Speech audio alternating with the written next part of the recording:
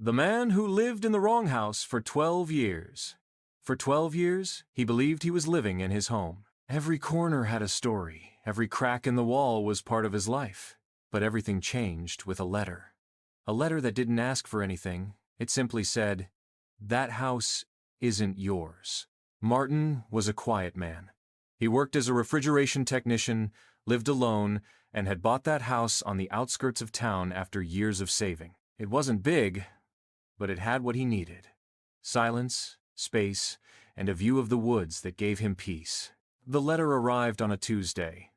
No return address, no signature, just a white sheet with that phrase typed in bold. He thought it was a joke. He left it on the table and went on with his day. But the next day, another letter. "Check the documents. It's not yours." Martin began to worry. He pulled out the folder where he kept the deed, the purchase contract, the receipts.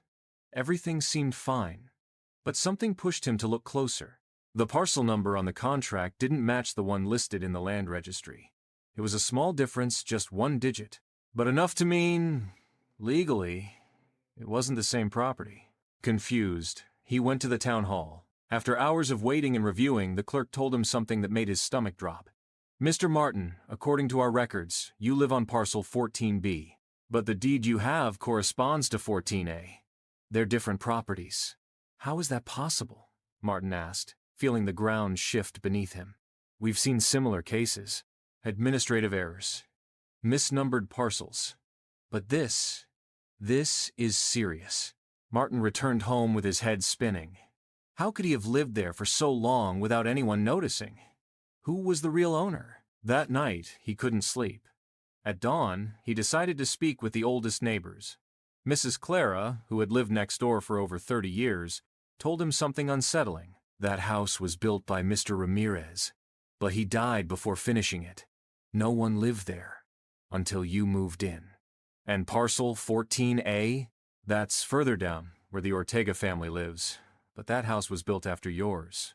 Martin began to understand that his house, the one he thought was his, had fallen into a legal limbo. Built on unregistered land, sold by mistake, and occupied by him without anyone questioning it, until now. Days later, he received a third letter. This time, signed, "I'm Elena Ramirez. My father built that house, and I want it back." Martin felt the past catching up to him. He searched for Elena, found her in another city, and they agreed to meet. She was a serious woman, with a firm gaze. She explained that her father had bought the land but never registered the construction. After his death, the land was disputed.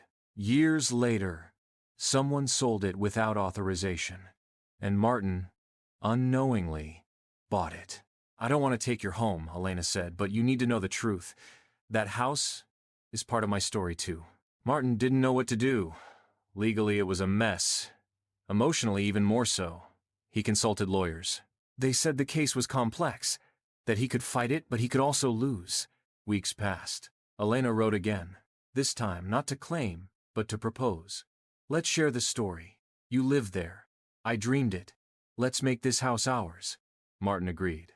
Together, they registered the property properly, shared the costs, renovated the house, and created a space where past and present could coexist. Today, that house has two names on the door: Martin and Elena. They're not a couple, not family, but they're two people who understood that sometimes a home isn't just bricks and paperwork.